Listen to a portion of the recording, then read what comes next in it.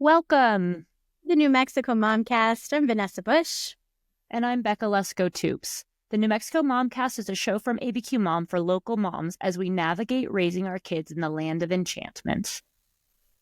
Becca, I love your decorations. You're very cute and festive.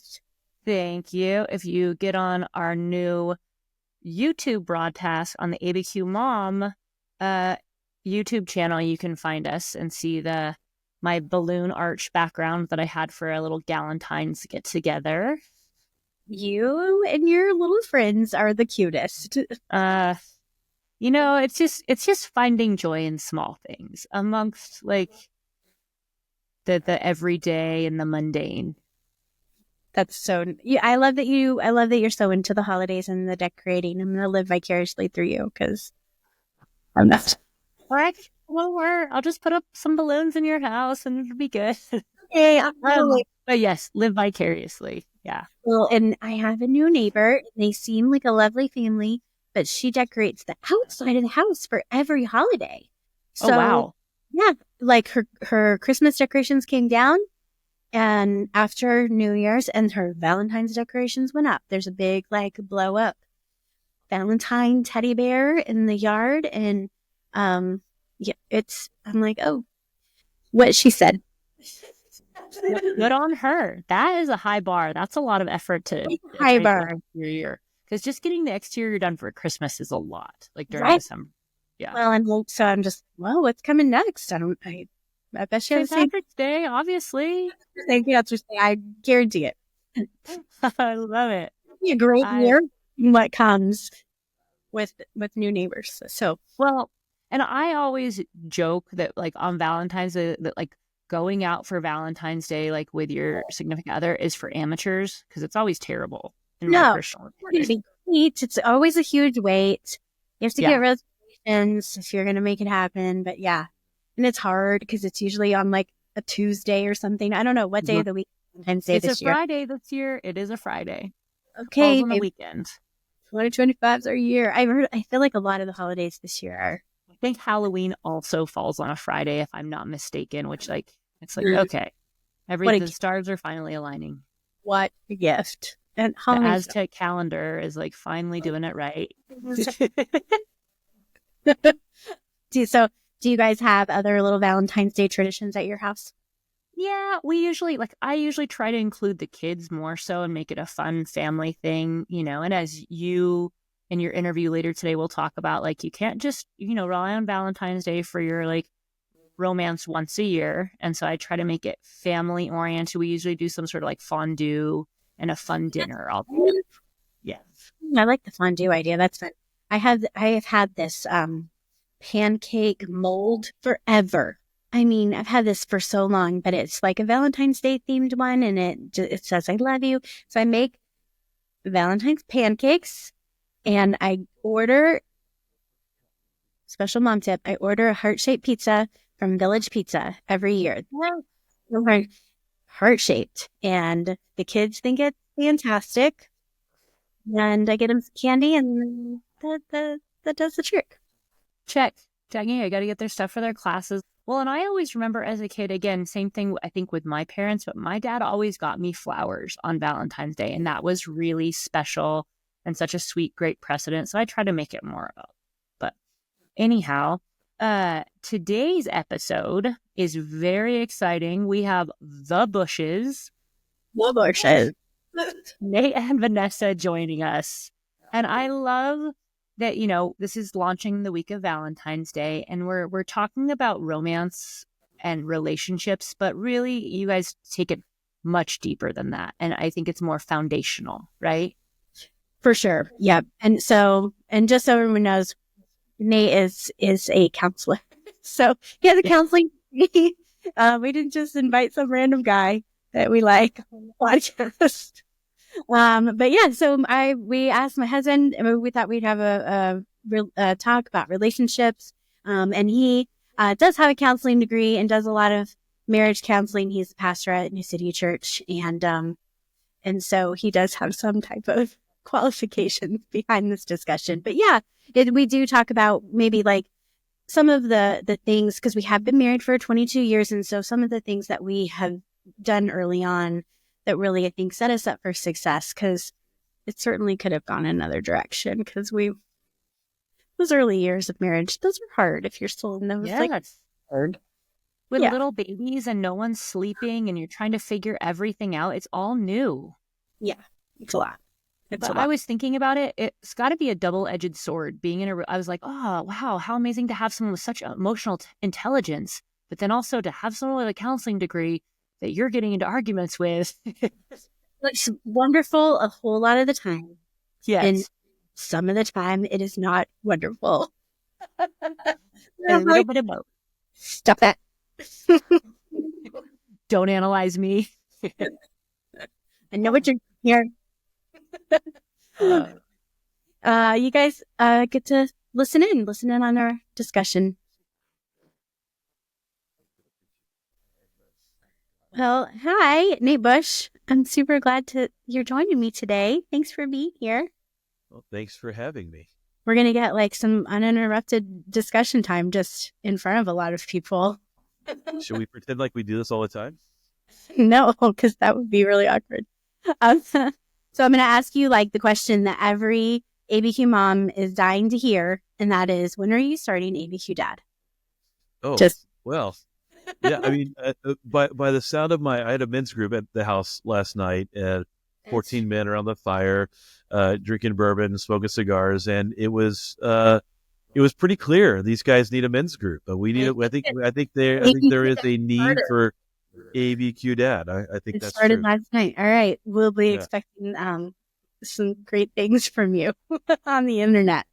All right, so we're talking a little bit about marriage today, and we've been married for a long time, and you talked to just a lot of people about marriage, and so we thought that you might be somebody well versed in this topic, and I think we're pretty good at it. So I guess my first question is, like, looking back over the past 22 years that we've been married, what do you think have been some key factors that have kept our marriage strong and thriving?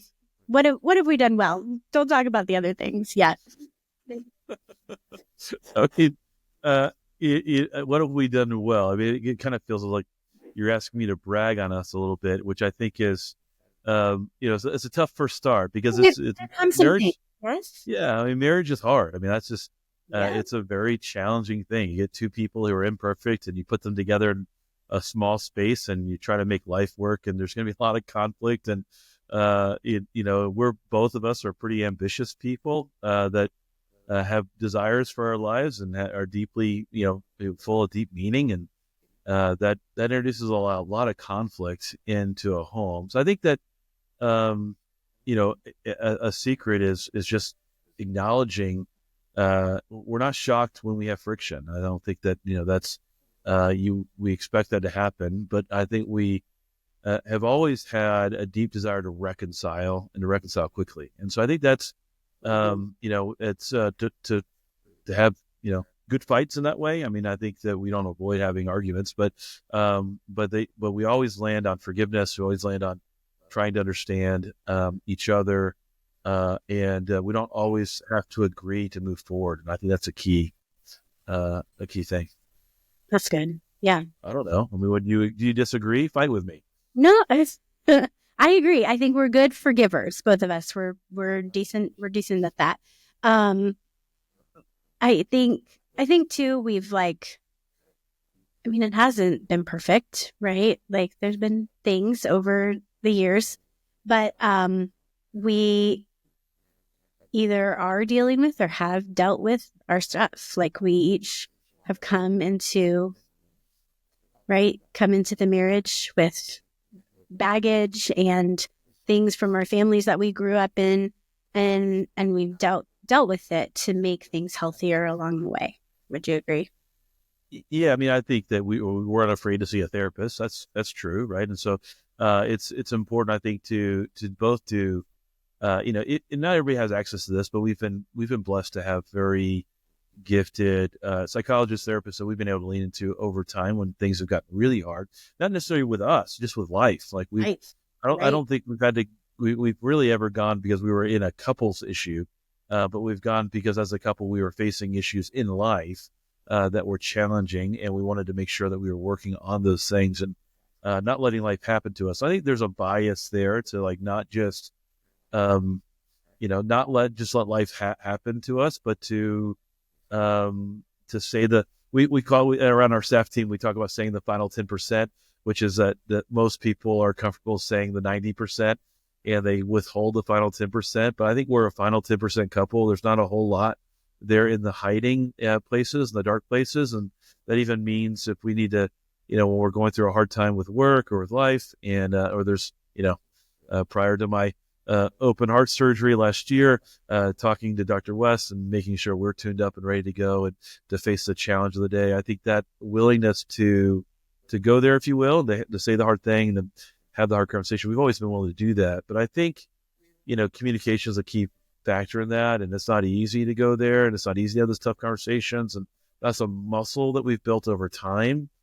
And I was sitting around the fire last night with a group of men, and I can tell that a lot of people that are younger men around the fire. We're just now exercising a little bit of that, say the final 10% thing, and it's not easy to be vulnerable with somebody, to be open with somebody, and so that's a muscle you have to build. And so I think we're strong in that area, but we haven't always been. It's something we've worked. Yeah. I like that. I like how you use the metaphor of like muscle. Like we've gotten better at things because we've worked on them, right? You also mentioned how we each have like our ambitions and our own things that we do. Can you talk about? I know I've heard you talk about it before, like the A frame and the H, and not like being codependent and that type of thing, and how that's plays into. I think. Yeah, in counseling couples over the years, I've noticed that marriages tend to go in one of three directions. They take one is that they take an A-frame dynamic, which is they start off as individuals, but what happens often in an A-frame relationship is really one person doesn't move and the other person moves, and that's a classic codependent relationship where you have an immovable spouse in the relationship who's either loud in their expression or their depressive nature becomes the thing. Everything kind of revolves around so they're either really, really quiet or really, really loud. And the other person in the relationship ends up, sort of their whole life revolves around that person's needs, whether they be the needs that are expressed through their loudness or their quiet depression, but they become the primary determiner of how things go in the relationship. And the danger of that A-frame relationship truly is that one person just kind of loses their identity, and the marriage revolves around one person's identity in that relationship, and that becomes a real challenge. So when usually by the time they see me, that person who's been sacrificing for some period of time, their emotional needs aren't being met because the other person's emotional needs are the only thing that the marriage is revolved around, and usually by the time they're seeing me or reaching out to me for counsels because they've fallen into an area where they met somebody at work or they met somebody in everyday life who began to care for their emotional needs. They either developed an emotional affair or it's gone beyond that. They had a physical affair because they were getting their needs met someplace outside the marriage. I think another way it's happened is the Y-frame relationship, and that Y-frame is the couple gets married and they have a great life and they're happy with the way things are, and but they're ambitious and they chase their dreams, and they just develop two separate lives on two separate paths, and sometimes the kids keep them together, but when the kids leave the house, often those people in the Y-frame relationship are just roommates. They're just glorified roommates. There's no intimacy in the relationship. They may sleep in the same bed, but they're not intimate with one another. Sometimes I've seen couples who even sleep in different rooms, and they are literally roommates. They stay together for the benefit of the kids, and then when the kids move out of the house, they move on with their lives because they just kind of grew apart over time. In that relationship, someone in the couple, usually looks at the other one and says, "I don't even know you anymore." They've lost that kind of connection. So I've always advocated for like an H-frame relationship, because you are individuals, two individual people. And I think you need to have your passions and desires and things that you get after, but there's something that tethers you together, that holds you together. For us, that's our faith is the key to that. Like we share a common faith. We believe a common set of values that holds us together. But we also practice things that underscore that. For us, it's always been date night. So even going back to the other conversation about our ability to communicate and strengthen that muscle, you really can only strengthen the muscle of staying the final 10% when you have regular conversations. And when I do premarital counseling for a couple, I'll say the one stupid thing that really smart people do is they don't forsake a date night in the relationship. It is just it is a thing that you have to commit to. And date night isn't just going out and spending money, but it's face-to-face time where you're talking about the business of life together. And it has to be that way. And you can't, what happens sometimes is when if you're in a Y-frame relationship and you're miles apart, and life happens to you, being able to get to a place where you see eye to eye and you're coming to a decision where, where our guns are pointed in the same direction and we're headed in the same way, is really unlikely. And that usually is a motivation for going in to see somebody, or for the relationship having some friction that's difficult to resolve. When you're in a Y-frame or A-frame relationship and one person is giving in, eventually that person just gets tired of giving in.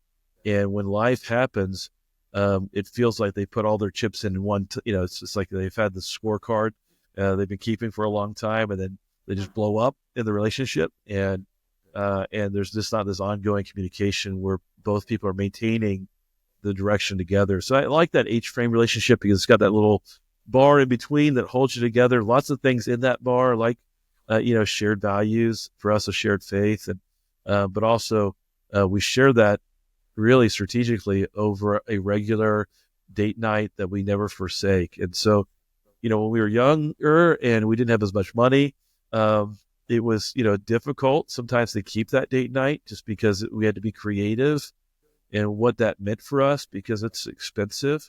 But we've always made it a budgetary item. And something we've been able to do over the last decade or so is we take a vacation together, no kids, every year.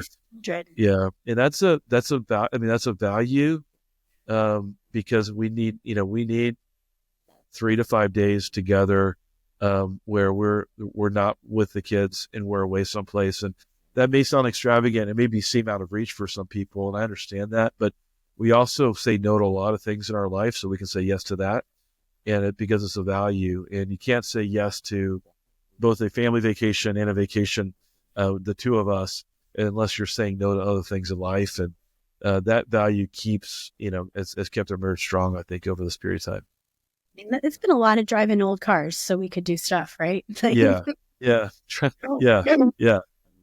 No, I think those trips that are just us, I think have been really life-changing. So any way you can make that happen, even if it's just a weekend and kids are with the grandparents, or I think you have to hear those things in terms of principle, not in terms of prescription. Right. So the principle is we take time to be together and we try to get really long stretches of time to be together.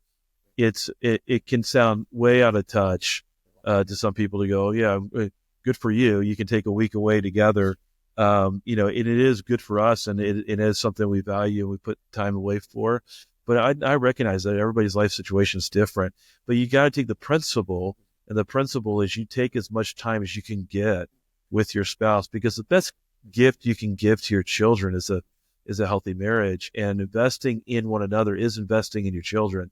And sometimes what happens when you introduce kids into the marriage, that life revolves around them so much that the marriage is forsaken in that. And it's an unintentional harm to the family unit when you're not investing in one another in such a way that that as you grow apart, you create, your love and affection for your children can sometimes get in the way of the marriage, which then gets in the way of your love and affection for your children. So it's a value to them that you invest in one another, for sure. Mm-hmm. And I think it almost feels counterintuitive, but I can see how important it is now. I can remember our kids being tiny and thinking, I cannot possibly leave because one, who's going to pry this little person off of my leg? Like they just wanted to be with me 24/7 and would cry and all the things when we left. And it was just so difficult to even, go to lunch or something. That's a good application because, one of the advantages of having littles is they have a bedtime. We have teenagers and it's like, go to bed for crying out loud. But when you have little ones and they go to bedtime, this is when you can create the value. You have options when they go to bed. You can sit side by side and watch a movie and not talk to each other, or you can set the table, have a dinner together, share a drink together. That's what you do, and have a face-to-face conversation. That can be the principle applied as a date night, and it doesn't cost you really anything, but it's face-to-face time. It's choosing that over and above like watching a screen and just disconnecting from each other and disconnecting from life. And too often, I think couples get into a habit of watching a TV show and scrolling on their phone. They might send memes to each other while on the couch. I'm so tense right now. We did that, a couple of days ago.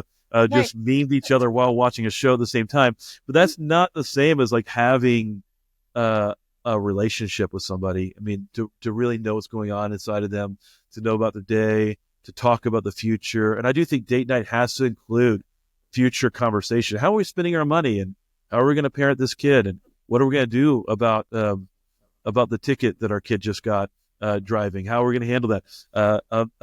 What does that look like? Not some this hypotheticals, but what do we do, as parents together? Those are date night conversations, and what happens when life is happening is you can say, hey, let's talk about that at date night. And I think sometimes people over romanticize date night.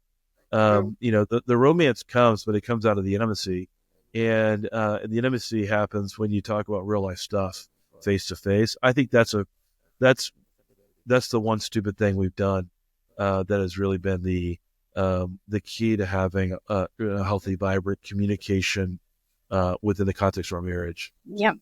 Well, and I think what I was going to say is that now that our children are older and one has he's 1 foot in, 1 foot out of the house because he's in college. But I see like how important that was. And I'm so grateful that we have been doing this that whole time, because I can imagine, like, there was a time when I could never imagine a quiet house. But sometimes, like, we have big kids and they're all out doing their own things and we are in our house by ourselves. Like a decade ago, I could not have imagined that. And now it happens. And someday, not too far from now, it will be just you and me. And so that I feel very grateful that we have carved out that time, and we all haven't always been perfect about it, but we have maintained that value. Here's what real good communication does to you is, and I think when couples are in conflict and the relationship is unhealthy, and this is human tendency, we tend to one-dimensionalize the people that we're in conflict with and three-dimensionalize ourselves. So we see ourselves in a nuanced frame. This is just human nature. And we unnuance the person we're in conflict with. And so if you're in a season of conflict in your relationship right now, it's really easy for you to see the person you're in conflict with through the dimension of the source of that conflict. They are only this. They're always this way, and you'll speak in absolutes about a human being who's actually three-dimensional in shape and form and has other dimensions to themselves, and all those things that you once were attracted to in that person, you can't see anymore because they become a one-dimensionalized cartoon figure, an inflated face, inflated head, inflated nose, and all the things that are inflated about them are the things that are the source of the rub or the conflict that you're having in the relationship. And what we tend to do is we tend to nuance ourselves. I'm three-dimensional, and I have faults, but I have all these other, positive qualities and traits. And when you are in a place of unhealth, that's what happens in a relationship. And what you're really protecting against and having regular face-to-face time, and a regular time, shared across the table together, or, really good communication times, is that you allow that three-dimensional shape to remain in that other person. So you're not just nuancing yourself and taking all the nuance away from the other person, but you're able to see, who they are, also recognizing they have faults, and we're always going to be in it. You always marry the wrong person. I mean, you always do. And you never marry a person. You marry a person and all the people they will become. Because we're always changing and in going through. I'm not the same person you married 22 years ago. I'm better looking and smarter than I was. Just kidding. But that we're different. You certainly are better looking. We certainly have changed all over that course of time. And so we the only way to remain together during that time is to communicate. I think when you're struggling with it, one way to do it, if you're struggling with communicating with a husband, is that husbands tend to not communicate well face to face. They tend to communicate a little better side by side, and that when I need to talk, I talk best when we're going on a walk, holding hands. I force you to play pickleball so we can talk over the pickleball. Trying to get you to play golf with me so we can talk and do that. But activities and conversation really work for me. And so when I've got really something heavy to work through, it's table conversation is probably not the best format for me, but a side by side walk and journey. So those are some highlights. No, that's good. Okay, I was skewed, and I think you sort of addressed this. What are some maybe common struggles that you've seen in marriages, like some themes, if you will? And I think you touched on some of them, but anything else come to mind? Yeah, I mean, common themes are obviously struggles over communication is the biggest one. I mean, it's the thing that makes everything else easier. If you have a financial challenge in your relationship, if you have really good communication, you can work it out. If you're having a parenting struggle in the relationship and you have good communication, you can work it out. Communication is really where everything falls apart. And I think, a lot of times what happens is people think they're communicating and they're not. And communication is actually harder than people give credit for. And so when I'm doing counseling with a couple, I'll usually have them do, an exercise where they share something they want more of or less of in their relationship. And it's remarkable exercise, because what will happen is somebody will say, well, I want more of, I want more date nights, or I want more, adventure or fun. It's a common thing in our relationship. And that is a surface level statement, but it doesn't get down deep, so you gotta hear that, but you also gotta really probe to find the feeling words that are associated with that. What does it feel like when you don't have adventure in your relationship and you really want adventure? What does it feel like when you feel like you're missing something of a spark in the marriage? The thing that you used to have this excitement, but the excitement's kind of going away. What does that feel like? And feeling words are hard to express. I mean, just truly, most people don't realize that feeling words are never singular. They're almost always compounding. It's almost never just, I feel sad. It's like, I feel sad, but I also have this deep desire for want. And then you start sort of unpacking that and you go, I don't even know what the words are. And so when couples are really digging into that, then you ask the questions, why do you feel that way about what you said? Like, why do you feel this way about not having as much adventure in the relationship as you once had? Why, and the why is almost always because I love you and I want to be connected to you and I have this deep desire for you. And what happens is couples miss out on that deep level communication of seeing each other in the why. And so I'll sometimes say, when you hear the content, that's just, I heard you. When you're able to express the feeling words, that's, I see you. But when you're able to get to the why someone feels the way they do about what they've said, then you're in a space where you're going, oh, I get you. And when you are with somebody who gets you, like why you feel the way you do about the things going on in your life, that's a deep level of intimacy. And that's like graduate level communication. I mean, it just takes time and effort to get there. And so if you're just starting out, or if you have like a really tough communication story right now in your marriage, the best thing to do is to work at it and fail and be willing to fail at it. I mean, it's just you got to have a lot of more failure than you're going to success early in the communication journey. But you're not going to have any success if you don't try. And so I think you got to work that muscle for sure. It's really good. It's really good. Yeah. So when we were first talking about like, oh, we should probably do some type of podcast for Valentine's Day, and some people on the team were like, oh, you and Nate should talk. And I'm like, that feels somewhat ridiculous because we are not really like a lovey-dovey couple.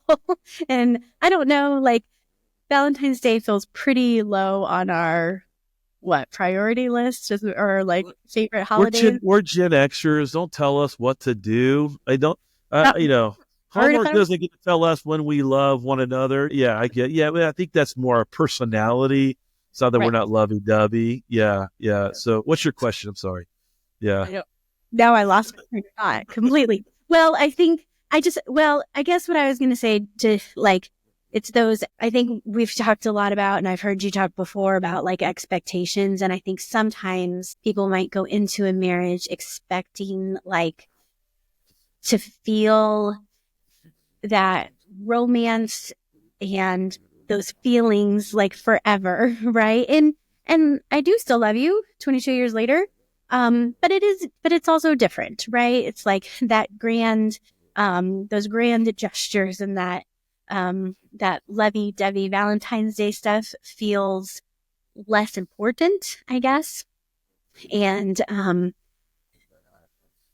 I feel like sometimes people come into the marriage like expecting it to be like a lifelong romantic comedy, right? And that's just not livable or realistic. So like how can we counter those expectations, I guess is my question.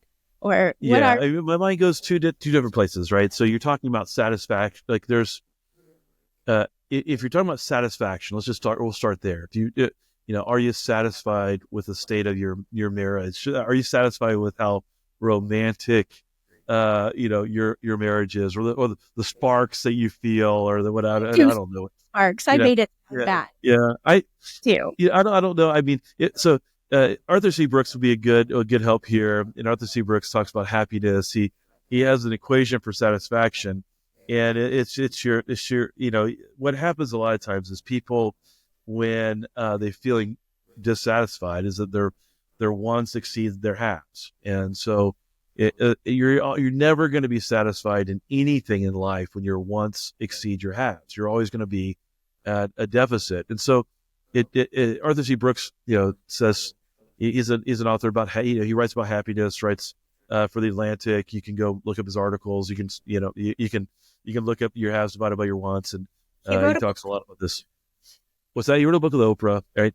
But the idea, he says something counterintuitive. He says you just got to dial down. If you dial down your wants, it's easier to dial down your wants than it is to dial up your haves. And it sounds counterintuitive to lower your expectations, but I do think it is important to have, to do both. You can practice gratitude and dial up your haves. And so it's important, like in a relationship, to practice gratitude and dial up your haves. Like, what do you have? And in our faith tradition, we talk about that's being a sort of way to sort of get towards contentment. And the way that we get towards contentment is to be grateful to God for the things that we have. And so we'll practice gratitude, and by practicing gratitude, you got to dial up your haves, but then you also have to dial down your wants. And that's sometimes we want things that are unrealistic, and oftentimes our wants are not stated and not even known to us consciously.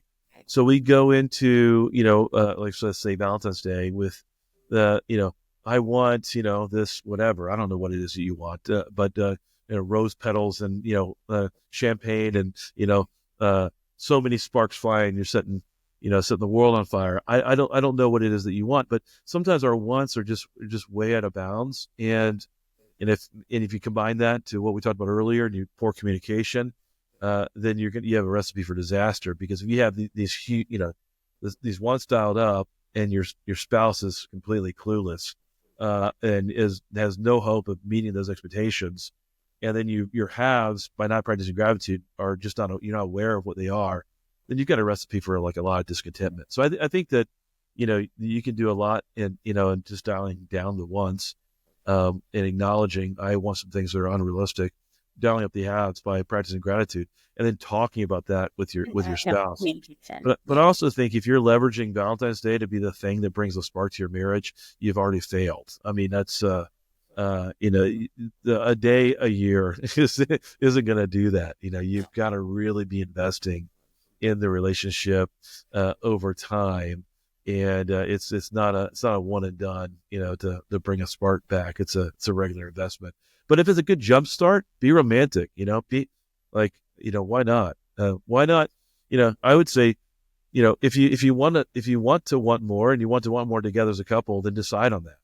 And then you can meet that expectation together, and then you can have it. So I think I wouldn't be afraid of being romantic on Valentine's Day. I just wouldn't put all my eggs in that basket. Yeah. Right. And it just tempering expectations. Like, I have had to come to a realization my life is not a Jane Austen novel. It's just not. But it's really close. Like you and Mr. Darcy. I mean, you're close. I'm kidding. All right. We have you went way over my head. When Sushi said Jane Austen, I tuned out, so I don't know what else happened. I know. We do a few questions we ask all of our guests. You have a favorite spot in Albuquerque you recommend to people? La Reforma. They employ both my kids, and I eat there all the time. So yeah, La Reforma, great tacos, great beers, great salad. I'll give you my salad. My salad is a special order salad. I get double asada on the hobby salad. I get one ranch and one green salsa. That's the Nate Special. They won't know it by that name. Only I call it that. But it is the Nate Special. You do go there quite a bit. So maybe we should give them a little shout out for feeding you so much. What are you reading, watching, or listening to that you might recommend to our listeners? Well, I mean, I'm reading a whole lot. Since I mentioned it earlier, I would say everybody can benefit from a deep dive with Arthur C. Brooks. And so Build the Life You Want, so good. Strength to Strength is a ridiculously good book. Both of those are really, really good books. That'd be worth time and energy. I'm reading a lot of books, and so I'll just resist we don't want to the temptation to overload you. Start there, and that'll go a long way for you. I guess if you haven't read Anxious Generation by Jonathan Haidt, you should read that book. It's good for parenting, good for kids. It'll help you to get off the screen a little bit, spend some more time in-person relationships with people. So, all right, there's 3 books that'll get you happier and less anxious. Oh, I love all of those things. Okay, and then the last one. Do you have an embarrassing parenting moment you want to share with us? Embarrassing parenting moment? Did you not read the notes I sent you? Yeah, I did. Oh, good. Okay, all right. So I'll go back to the beginning. Okay. I wasn't embarrassed, but you were embarrassed. So I don't know if that counts or not. Embarrassed for you. But during the birth of our third child, so the first 2 kids, I got really beautiful photos of the C-section, and both of the doctors were really cool. Our third doctor with Evangeline wasn't so cool, and wanted me to sit down and not get some good photos of the key moments. They're afraid I might faint or something. I'm just not queasy that way. And so we got in an argument while you were laying on the bed. The doctor and I got in It was not the doctor. It was the anesthesiologist. Okay, the anesthesiologist. The anesthesiologist, I got in an argument. And the doctor. She was wrong. Yep. She was wrong. But you kept begging me to stop arguing, and I don't know why, but It was because I was scared to get kicked out. See what I was probably in the wrong. I'll admit that now. And she's 12, so I've come to the place now where I probably was wrong. It took me that long to get there, but I think I've arrived there. So I wasn't 100% wrong. Moments in the operating room during the birth of your child. Yes, I'm going to classify that as embarrassing. Okay, yeah, you were definitely embarrassed. Embarrassing for me. All right. Well, thanks babe, for being here with us. Happy almost Valentine's Day. Yeah, happy Valentine's Day. We should do something. Okay. Thanks for tuning in to the New Mexico Momcast. Don't forget to subscribe on your favorite podcast platform so you never miss an episode. If you enjoyed today's conversation, we would love it if you left us a review. It helps more moms find us. And be sure to follow us on Instagram at NMMomcast and at ABQMom_ for more connection, resources, and updates. See you next time.